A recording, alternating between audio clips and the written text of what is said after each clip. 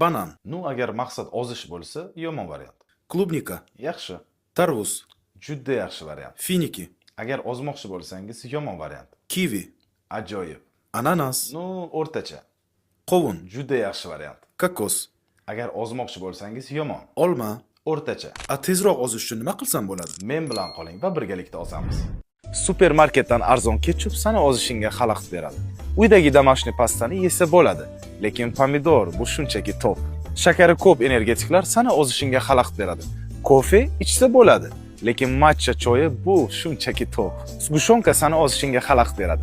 Asal yesa bo'ladi, lekin o'rmon mevalari bu shunchaki top.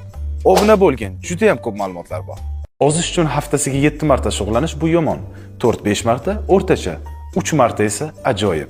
Ozish uchun 1000 kaloriya defitsit bu yomon. 400-500 kaloriya o'rtacha, 200-300 kaloriya defitsit esa ajoyib. Ozish uchun 0 qadam yurish bu juda yomon. 3000-4000 qadam o'rtacha, 7000-10000 qadam esa ajoyib. Agar oldinroq meni kuzatganingda bularni allaqachon bilgan bo'larding. Avokado ozishni qiyinlashtirishi mumkin. Malina o'rtacha variant, lekin tarvuz ajoyib. Makaron ozishni qiyinlashtirishi mumkin. Patat o'rtacha variant, lekin kartoshka shunchaki ajoyib. Lay's chipslari ozishni aniq qiyinlashtiradi. Popcorn o'rtacha variant, lekin bombar chipslari bu shunchaki top. Coca-Cola ozishni qiyinlashtiradi. Smoothie yaxshi variant, lekin Cola Zero bu shunchaki ajoyib. Agar menga obuna bo'ling. Qaynatilgan kartoshka 87 kaloriya, pishirilgan kartoshka 93 kaloriya, kartoshka free 312 kaloriya. Qaynatilgan tovuq 157 kaloriya, pishirilgan tovuq 190 kaloriya, lekin frityurda qovurilgan tovuq 300 kaloriya. Qaynatilgan tuxum 68 kaloriya, omlet 94 kaloriya, lekin qovurilgan tuxum 184 kaloriya. Siz qaysi birini yoqtirasiz? Kommentariyada yozib qoldiring. Nonushtaga non bilan murabbo yomon, ovsyanka va mevalar yaxshi, lekin omlet va sabzavotlar ajoyib. Perekusga tort bo'lagi juda yomon, shakarsiz sirniki yaxshi, lekin o'rmon mevalari ajoyib. Salatga qo'shish uchun mayonez juda yomon.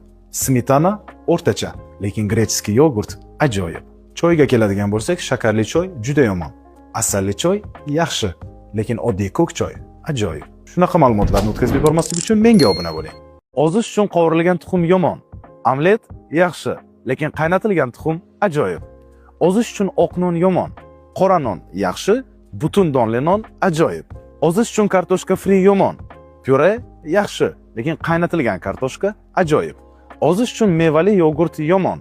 Shakarsiz yogurt yaxshi, lekin grechskiy yogurt ajoyib. Shunaqa foydali ma'lumotlarni o'tkazib yubormaslik uchun menga obuna bo'ling.